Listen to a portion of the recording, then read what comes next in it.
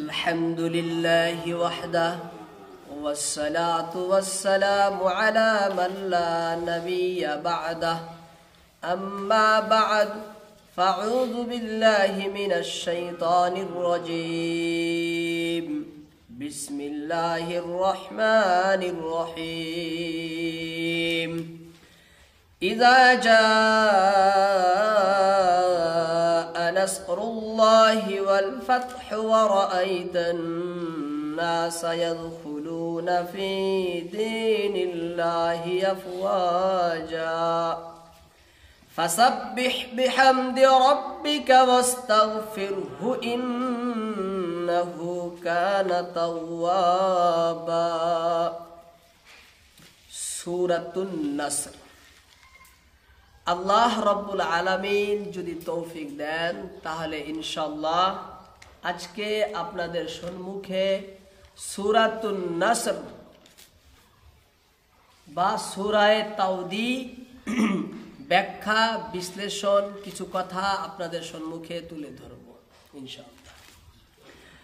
সূরা নসর এর আগের সূরা হলো সূরা কাফিরুন, আর সূরা নাসরের পরের সূরার নাম হলো সূরা লাহাব। সূরা লাহাবের তাফসীর হয়ে গেছে, আজকে ইনশাআল্লাহ সূরা নাসর। নাসর শব্দের প্রথমে সূরার শাব্দিক তরজমাটা জেনে নেই।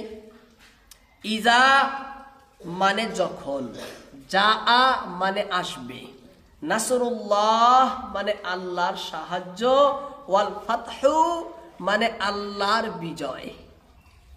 ওয়ারাআইতা আল্লাহ নবীকে বলতেছেন, ওয়ারাআইতা হে নবী আপনি দেখবেন কাকে? আন্নাসা মানুষকে। কি দেখবেন? ইয়াদখুলুনা তারা দাখিল হচ্ছে কোথায়? ফি দীনিল্লাহ আল্লাহর দ্বীনে, আফওয়াজা দলে দলে। ফাসাব্বিহ তখন আপনি তাসবিহ বর্ণনা করবেন, তখন আপনি আল্লাহর পবিত্রতা ঘোষণা করবেন, পবিত্রতা বর্ণনা করবেন। বিহামদি রব্বিকা আপনার প্রতিপালকের প্রশংসা সহ, আপনার পালনকর্তার হামদ সহিত। ওয়াস্তাগফিরহু এবং আপনি আল্লাহর নিকটে ক্ষমা চাবেন, ইস্তেগফার করুন। ইন্নাহু কানা তাওয়াবা নিশ্চিত, নিশ্চয় আল্লাহ অতি ক্ষমাশীল। এটি হলো সূরার শাব্দিক তরজমা। এই সূরার পরিচয় কি? পরিচিতি। সূরার পরিচয় হলো এটি পবিত্র কোরআনের 110তম সূরা। কত? 110তম। এই সূরায় রয়েছে 3টি আয়াত, 19টি শব্দ, 79টি বর্ণ। এই সূরার আরেক নাম হলো সূরা তাওদি। সূরা তাওদি কোন কোন তাফসীরে সূরা ইজা জা বলে, আবার কোন কোন তাফসীরে সূরা ইজা জা নাসরুল্লাহি ওয়াল ফাতহ বলে। এই সূরাটি হলো পবিত্র কোরআনের সর্বশেষ সূরা, সর্বশেষ সূরা। আর এই সূরাটি সর্বসম্মতিক্রমে মদিনায় অবতীর্ণ। কোথায় অবতীর্ণ? মদিনায়। কিছু আয়াত মদিনায় নাজিল হয়েছে, কিছু আয়াত মক্কাতে নাজিল হয়েছে। মদিনায় এই আয়াতটা নাজিল হয়েছে। কোথায়? মদিনাতে। যেমন সূরা ফাতিহা পবিত্র কোরআনের সর্বপ্রথম সূরা, আর সূরা নাসর বা সূরা ইজা জা পবিত্র কোরআনের সর্বশেষ সূরা। পরিপূর্ণ সূরা হিসাবে সর্বপ্রথম নাজিল হয়েছে সূরা ফাতিহা, কিন্তু এর আগেও আয়াত নাজিল হয়েছে, কিন্তু সম্পূর্ণ সূরা নাজিল হয়নি। আর সর্বশেষে যে সূরাটি নাজিল হয়েছে সেটা হলো সূরা ইজা জা। এর পরেও কিছু আয়াত নাজিল হয়েছে, পরিপূর্ণ সূরা নাজিল হয়নি। পরিপূর্ণ সূরা হিসেবে নাজিল হয়েছে একমাত্র সর্বশেষে সূরা নাসর। এই সূরার নাম দুটি পাইলাম, তাই না? একটি সূরা নাসর আর একটি হলো সূরা তাওদি। নাসর কেন বলে? নাসরুন মানে সাহায্য করা, নাসরুন মানে সাহায্য করা। শত্রুর মোকাবেলায়, বিরোধী পার্টির মোকাবেলায় সাহায্য করাকে বলা হয় নাসরুন। কি বলা হয়? নাসরুন। যেহেতু প্রিয় নবী মুহাম্মদ রাসূলুল্লাহ সাল্লাল্লাহু আলাইহি ওয়াসাল্লামকে আল্লাহ রাব্বুল আলামিন সাহায্য করেছিলেন। কি করেছিলেন? সাহায্য করেছিলেন। যে সাহায্যের ফলে নবী বিজয় লাভ করেছেন। কি লাভ করেছিলেন? বিজয় লাভ করেছিলেন। সেই সাহায্য এবং বিজয়ের ভবিষ্যৎবাণী রয়েছে সূরার ভিতরে। এই জন্য সূরার নামই দেওয়া হয়েছে সূরায়ে নাসর। সূরায়ে নাসর মানে সাহায্য। আরেকটি নাম হলো সূরায়ে তাওদীর। কি নাম? তাওদীর। তাওদী কেন নাম রাখা হলো? সূরায়ে তাওদী নাম রাখা হলো এই জন্যে, তাফসীরে আলুসির ভিতরে লেখেন যে তাওদী শব্দের অর্থ হলো বিদায় জানানো, বিদায় দেওয়া। কি দেওয়া? বিদায় দেওয়া, বিদায় জানানো। একজন মানুষ আসলো, আসার পরে তার কাজ পরিপূর্ণ হওয়ার পরে আমরা তাকে বিদায় জানালাম। এই বিদায় জানানকে আর তার বিদায় নেওয়াকে বলা হয় তাওদীর। যেহেতু আল্লাহ রাব্বুল আলামিনের নবী মুহাম্মদুর রাসূলুল্লাহ সাল্লাল্লাহু আলাইহি সাল্লাম যেই কাজের জন্য এসেছিলেন সেই কাজ পরিপূর্ণ হওয়ার কথা রয়েছে। সেই কাজ যখন আল্লাহর বিজয় এসে যাবে, এর অর্থ কি? আল্লাহর নবীর কাজ সমাপ্ত হয়ে গেছে।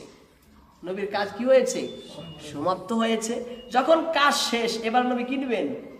বিদায় নেবেন। এই নবীর বিদানও জানান, নবীর বিদায় নেওয়া, দুনিয়ায় থেকে নবীর চলে যাওয়ার কথা রয়েছে সূরার ভিতরে। ইঙ্গিত রয়েছে, ইশারা রয়েছে যে এখন আর নবী দুনিয়ায় থাকবেন না, এখন নবী দুনিয়া থেকে কি নেবেন? বিদায় নেবেন। এই বিদায়ের কথা, নবীর ওফাতের কথাই সূরার ভিতরে রয়েছে বিদায়। এই সূরাকে বলা হয়েছে সূরায়ে তাওদীর। সূরায়ে তাওদীর। এবার এই সূরার আগের সূরার নামটি কি ছিল? সূরায়ে কাফিরুন। আমি তো শেষ থেকে শুরু করেছি, সূরায়ে নাস ফালাক থেকে শুরু করেছি, কিন্তু সূরা কুরআন শুরু হয়েছে সূরা ফাতিহা থেকে, তারপরে সূরা বাকারা, সেইভাবে। এই হিসাবে সূরা নাসরের আগের সূরার নাম কি? সূরায়ে কাফিরুন। সূরা কাফিরুনের পরেই সূরায়ে নাসরকে কেন আনা হলো? এর সাথে তার সাথে যোগসূত্রটা কি, সম্পর্ক সম্বন্ধটা কি জানতে হবে না? এই সম্পর্ক যোগসূত্র হলো যে আল্লাহ রাব্বুল আলামিন সূরা কাফিরুনের ভিতরে কি বলছেন?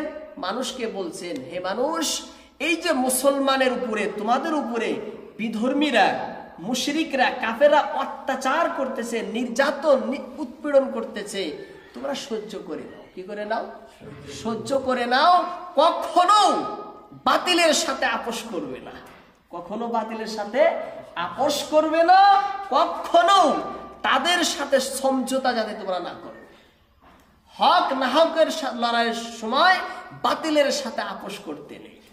তোমাদের একটাই বাণী থাকবে, লাকুম দীনুকুম ওয়ালিয়া দিন। তোমাদের দিন তোমাদের কাছে, আমাদের দিন আমাদের কাছে। তোমাদের দিন তোমাদের কাছে আর আমাদের দিন আমাদের কাছে। আমরা তোমার দিন নিতে আমরা প্রস্তুত নই। এটা ছিল না সেখানে? তার মানে মুসলমানদেরকে আল্লাহ বলছেন যে তোমরা ধৈর্য ধারণ করো, ইসলামের উপরে অটল, অচল, অবিচল, অচঞ্চল থাকো, অটুট থাকো, ধৈর্য ধারণ করে থাকো। ইসলামের রশিকে, কুরআনের রশিকে, দ্বীনের রশিকে মজবুত ভাবে ধরে রাখো, সহ্য করে নাও। কোনো সময় বাতিলের সাথে মিলে যেও না, ইসলাম পরিত্যাগ করো না, ইসলামের পথে থেকে কোনো সময় বিচলিত হইও না, ইসলামেই থেকে যাও। থেকেই আছেন, তারা থেকেই আছে ইসলামের উপরে। এদের উপরে অত্যাচার, নির্যাতন, উৎপীড়ন সব তারা কি করে নিয়েছেন? সহ্য করে নিয়েছেন। তারপরে এই সূরার ভিতরে আল্লাহ ঘোষণা করছেন, হে মুসলমানেরা, সাহাবারা, ওই যে তোমরা যে ধৈর্য ধারণ করলা, ইসলামকে অটুট থাকলা, তার ফল এখন আমার পক্ষ থেকে বিজয় এসে গেছে। আমার পক্ষ থেকে বিজয় এসে গেছে, সাহায্য এসে গেছে। এখন আর তোমাদের কোনো চিন্তা নাই, আর কেউ উৎপীড়ন করবে না, এখন তোমরা বিজয়। এখন তোমরা বিজয়। এখন তোমাদের দেখে সারা পৃথিবী থরথর করে কাঁপবে, আর তোমাদের কাঁপার ভয়ের কোনো চিন্তা নেই। সেই জন্য সূরাকে একসাথে রাখা হয়েছে। বুঝলেন না সকলে যোগসূত্রটা? এবার এই সূরার পটভূমিকা কি? পটভূমিকা হলো নাজিল কখন হলো, কেন হলো, কি জন্য নাজিল হলো, এটা জানতে হবে না? নাজিল সম্পর্কে, পটভূমিকা সম্পর্কে দুটি মত পাওয়া যায়। কয়টি? দুইটি। সমস্ত মুহাদ্দিস, অধিকাংশ মুফাসসির সকলেই এক কথা বলেন যে এই সূরাটা নাজিল হয়েছে মক্কা বিজয়ের অনেক পূর্বে। মক্কা বিজয়ের অনেক পূর্বে। মক্কা ফাতহে মক্কা শুনি নেই আমরা? ইন্না ফাতাহনা লাকা ফাতহাম মুবিনা আছে না কোরআনের ভিতরে? এই ফাতহে মুবিন অর্থাৎ একদম প্রকাশ্য বিজয়, যাকে মক্কার বিজয় বলা হয়। কি বলা হয়? মক্কার বিজয়, ফাতহে মক্কা বলা হয়। সেই ফাতহে মক্কার অনেক আগে নাজিল হয়েছে, অনেক আগেই নাজিল হয়েছে। কিছু কিছু লোক বলেন, কেউ কেউ বলেন যে না, এই সূরাটি নাজিল হয়েছে সেই সময়ই, মক্কা বিজয়ের সময়। আবার কেউ বলেন যে সূরাটি নাজিল হয়েছে কোথায়? বিদায় হজের সময়। কোথায়? বিদায় হজের সময়। দুটি মত হলো না? দুটি মতের মধ্যে প্রথম মতটাই প্রসিদ্ধ, বিশুদ্ধ, আর প্রথম মতটাই মানার যোগ্য। কারণ মক্কা বিজয়ের অনেক আগেই সূরাটি নাজিল হয়ে গেছে। মক্কা বিজয়ের সময় আর বিদায় হজের সময় আল্লাহ রসুল এই সূরাটি তেলাওয়াত করেছিলেন। মক্কা বিজয়ের সময় কি করেছিলেন? তেলাওয়াত করেছিলেন, পাঠ করেছিলেন। যখন আল্লাহ নবী মক্কা বিজয় করেন তখন সাহাবাদের সম্মুখে সূরাটা পাঠ করেন, ইজা জাআ নাসরুল্লাহি ওয়াল ফাত। আবার বিদায় হজের সময়, অর্থাৎ আল্লাহর নবী দুনিয়া থেকে বিদায় নেওয়ার আগে হজের সময় লম্বা অনেক দীর্ঘ একটি ভাষণ প্রদান করেন, যেখানে আল্লাহর নবী দুনিয়া এবং আখিরাতের সব কিছু মৌলিকভাবে বয়ানটা তিনি পেশ করেন, যাতে দুনিয়াও সার্থক হয়, আখিরাতও সার্থক হয়। কিভাবে? একটি ভাষণ প্রদান করেছিলেন। সেই ভাষণকে বলা হয় মানে হজ্জে বিদায়ের ভাষণ, খুতবায়ে হাজ্জাতুল বিদা। সেই ভাষণটা সেই সময়ও আল্লাহর নবী মুহাম্মদুর রাসূলুল্লাহ এই ইজা জাআ নাসরুল্লাহি ওয়াল ফাত তেলাওয়াত করেছিলেন। এই জন্য অনেকে মনে করেছেন তারা যে বোধহয় এখনই নাজিল হলো। আসলে তখন নাজিল হয়নি, নাজিল এর আগেই হয়েছে। এর আগেই। এর প্রমাণ কি আগেই হয়েছে? এর প্রমাণ সূরা নিজেই। ইজা যা বলছে ফাতা আসবে, যদি এখনই নাজিল হয় আসবে তো আর বলতেন না। হ্যাঁ, দলিল এখানেই রয়েছে, সূরার ভিতরেই তার প্রমাণ রয়েছে। এবার এই সূরা মুসলমানদেরকে আল্লাহ পাক ধৈর্য ধারণ করতে বললেন। তারপরে কি আসলো? বিজয় আসলো। মুসলমান শুরু লগ্ন থেকেই, ইসলাম শুরু লগ্ন থেকেই মক্কার ভিতরে নানান নির্যাতন কাফেররা করেন, নানা নির্যাতন করেন, উৎপীড়ন, অত্যাচার, অন্যায়, জুলুম, জবর, সর্বপ্রকার তারা নির্যাতন করেন। যার জন্য তারা বাড়ি ঘর ছেড়ে, কারোবার ছেড়ে, ব্যবসা বাণিজ্য ছেড়ে, সমস্ত ধন সম্পদ পরিত্যাগ করে মক্কা ছেড়ে মদিনায় হিজরত করতে হয়। সব মদিনায় চলে আসেন হিজরত করে। মদিনায় হিজরত করার পরেও কি তাদের আযাব, তাদের অত্যাচার কি থামে না? তারপরেও চতুর্দিক থেকে ইসলামের শত্রুরা মুসলমানকে শেষ করার জন্য, ইসলামকে দুনিয়া থেকে বিদায় করার জন্য শত শত চক্রান্ত জাল বুনে, হাজার হাজার ষড়যন্ত্র করে তারা কিভাবে দুনিয়া থেকে ইসলামকে শেষ করে দেওয়া যায়, ইসলামকে কিভাবে বিদায় করে দেওয়া যায়। যারা চক্রান্ত চালায় নাই, যারা ইসলাম যারা গ্রহণ করেছেন সাহাবারা, তাদের উপরেও নানান নির্যাতন, রকমারি অত্যাচার করেননি তারা? শত শত অত্যাচার করেছে। কাউকে উত্তপ্ত বালুর ভিতরে শোয়া দিয়েছেন অত্যাচার করার জন্য, উত্তপ্ত বালুর ভিতরে। কাউকে জ্বলন্ত কয়লার ভিতরে শোয়া দিয়েছে যা তারা ইসলাম পরিত্যাগ করে। কারো গলায় রশি বেঁধে টানা হেঁচড়া করেছেন, কাকে হাত পা বেঁধে বালুর উপরে শোয়া তার বুকে পাথর চাপা দিয়েছে। কারো মাথার মধ্যে উট, গাভীর কাছা ভুরিয়ে এনে চাপিয়ে দিয়েছে। শুনি নেই আমরা ইতিহাসে? হ্যাঁ, হেকায়েতে সাহাবার মধ্যে তো অনেক কথা লিখেছে। এই যে ফাজাইলের নেসাবের হেকায়েতে সাহাবার মধ্যে আছে না, কত ঘটনা ওখানে লিখছে। এই নানান অত্যাচার, নানান মুসলমানেরা মন ক্ষুণ্ণ। সাহাবারা তো ইসলাম পরিত্যাগ কেউ করেনি, করেছে? ইসলাম ছেড়ে কেউ যায়নি। ইসলামের উপরে তারা অচল অটল ছিল, ইসলামের রশিকে তারা মজবুত ভাবেই ধরে রয়েছে। কিন্তু তারা তো মানুষ, ফেরেশতা তো কেউ না, মানুষ না সকলে। অন্তরের দিক থেকে আন্তরিকভাবে তারা একদম ব্যথায় বেদনা হতো, একদম তারা মর্মাহত, অন্তর একদম যার যার একদম চূর্ণ বিচূর্ণ হয়ে গেছে। যে ইসলাম এত আমরা কষ্ট করে ইসলাম বিজয়, আল্লাহর দিন, রাসূলের দিন, সত্য দিন, হক পথে থাকার পরে এত নির্যাতন, এত কষ্ট, এত জ্বালা, এত যন্ত্রণা, এত যাতনা, এত বঞ্চিত হতে হচ্ছে, এত দলিত মথিত হতে হচ্ছে, এত নির্যাতিত, এত উৎপীড়িত হতে হচ্ছে, তারা একদম ভেঙে পড়ে গেছেন। ভেঙে পড়বে না? তখন আল্লাহ রাব্বুল আলামিন নবীকে বললেন, হে নবী, এবার সাহাবাদেরকে খুশির খবর শুনিয়ে দাও। সাহাবাদেরকে কি দাও? খুশির খবর শোনাও, শুভ সংবাদ শুনিয়ে দাও। হে সাহাবারা, তোমরা যে অপেক্ষায় ছিলে, যেই দিনের, যে সুদিন, যেই বিজয়ের তোমরা অপেক্ষা ছিলে, তারা ছিল না বিজয়ের অপেক্ষায়? যে কোন দিন আসবে আমাদের সেই দিন, যেই দিন ইসলামের জয় জয়কার হবে? কোন দিন আসবে সেই দিন, যেই দিন ইসলামের পতাকা সারা বিশ্বে উড়বে? কোন দিন সেই দিন আসবে যেই দিন ইসলামের জয়ধ্বনি সারা বিশ্বে গঞ্জবে? তারা অপেক্ষায় ছিল, সমস্ত সাহাবা অপেক্ষায় ছিল। শত শত নির্যাতনের ফলে তারা অন্তর থেকে তারা চাইতো যে কবে আসবে সেই দিন, যেই দিন আমরা সুখের দিন দেখব, সান্ত্বনার দিন দেখব, সারা বিশ্বের ভিতরেই সান্ত্বনা, শান্তিময় পরিবেশের একটা সৃষ্টি হবে। তারা অপেক্ষায় ছিল, প্রতীক্ষায় ছিল, ছিল না সকলেই? সর্বশেষে আল্লাহ বলে দিলেন, হে নবী, আপনি বলে দেন সেই দিন এসে গেছে। ইজা জাআ নাসরুল্লাহি ওয়াল ফাত, সেই দিন এসে গেছে, আর তোমাদের কষ্টের দিন নেই।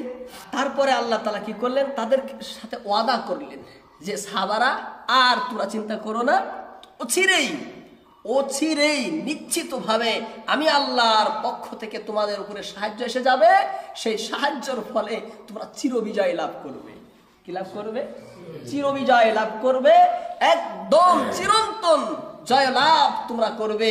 আর যেই জয় লাভে সারা বিশ্বে ইসলামের পতাকা উড়বে, সারা বিশ্বে ইসলামের ঝান্ডা উড়বে, সারা বিশ্বে অচিরেই আসবে, অচিরেই এসে যাবে। তখন আল্লাহর নবী মুহাম্মদ রাসূলুল্লাহ কি করলেন? এই সূরা সাহাবাদেরকে শুনাইলেন, ইজা জাআ নাসরুল্লাহি ওয়াল ফাত। এর আগে এই সূরার সেই বিজয়টার নামই হলো মুক্কার বিজয়। সেই বিজয়টার নামই হলো কি? মুক্কার বিজয়। এই সূরার ভিতরে, সূরা নাসরের ভিতরে সেই চির বিজয়ের ভবিষ্যৎবাণী যে করেছেন, সেই ভবিষ্যৎবাণীটা হলো মুক্কা বিজয়ের ভবিষ্যৎবাণী। কিসের? মুক্কা বিজয়ের ভবিষ্যৎবাণী। সেই ভবিষ্যতের বাণী দিয়ে আল্লাহ রাব্বুল আলামিন নবীকেও সান্ত্বনা দিলেন, সাহাবাদেরকেও সান্ত্বনা দিলেন, এবং বাকি যারা বিধর্মী যারা আছে তাদেরকে প্রহার করলেন, হুঁশিয়ারি করলেন যে এখন তোমাদের দিন শেষ, এখন তোমাদের দিন শেষ। আর যত যন্ত্রণা দিয়েছো, আর যত জ্বালা নির্যাতন করেছো, এখন তোমাদের দিন শেষ। এখন ইসলাম বিশ্বে বিজয় হবে, আর ইসলামের সম্মুখে তোমরা আর টিকতে পারবে না, ইসলামের সম্মুখে আর তোমরা খাড়া হতে পারবে না। এখন ইসলাম অকল্পনীয় বিজয় লাভ করবে, অকল্পনীয়, অভাবনীয় এক বিজয় লাভ করবে। আল্লাহ তাআলা এই সূরার ভিতরে নাজিল করে দিলেন। প্রথম আয়াত ইজা জাআ নাসরুল্লাহি ওয়াল ফাত, তাই না? ইজা জাআ নাসরুল্লাহি ওয়াল ফাত, এই আয়াতের ভিতরে তিনটি শব্দ আমাদেরকে আগে বুঝতে হবে। ইজা জা, ইজা মানে যখন, জাআ শব্দ, জাআ, ইজা জাআ নাসরুল্লাহি ওয়াল ফাত। নাসরুন কাকে বলে, ফাতহুন কাকে বলে, জাআ কাকে বলে? এই তিনটি বস্তু আমাকে প্রথমে জানতে হবে। প্রথম বস্তু হলো জাআ। জাআ বলা হয় আশাকে। যা কাকে বলে? যা মানে আশাকে। যা শব্দ মাজিইন ধাতু থেকে উদ্ভূত, এর অর্থ হলো আশা। কি আশা? যার অস্তিত্ব হয়ে গেছে, যার অস্তিত্ব হয়েছে, যে বিদ্যমান হয়েছে, সেই বিদ্যমান বস্তুকে আশাকে বলা হয় যা আ। যার অস্তিত্ব উজুদ, যে সৃষ্টি হয়েছে, যার জন্ম হয়ে গেছে, যে জন্ম নিয়েছে, যার স্থিতি হয়েছে, তাক আশাকে বলা হয় কি যা আ।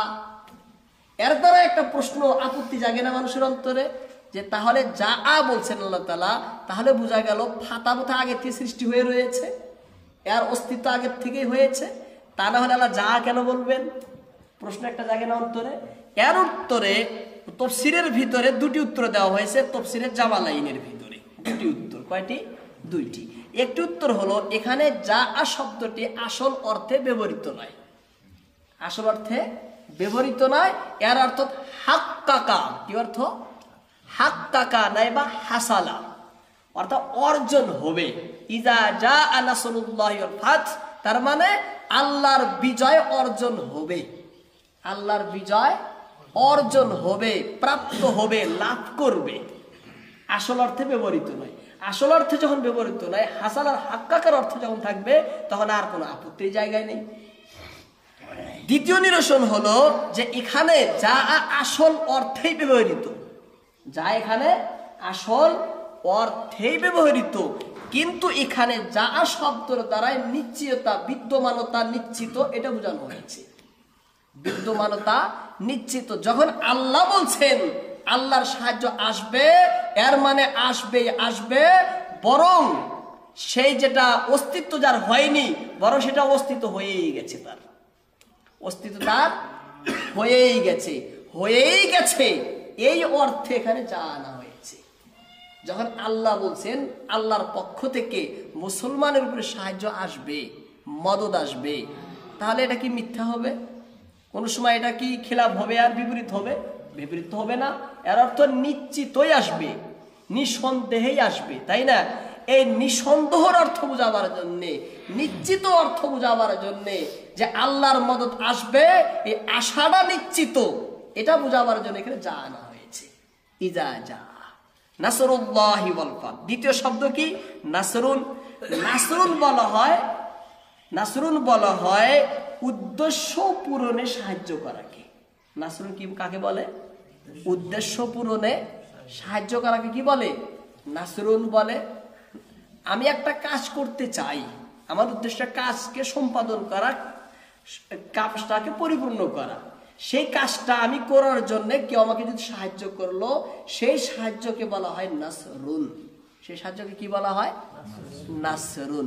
অর্থাৎ কোন উদ্দেশ্য পূরণের ক্ষেত্রে সাহায্য করা কি বলে? নাসরুন বলে। এখানে নাসরুন সাহায্য কে করছেন?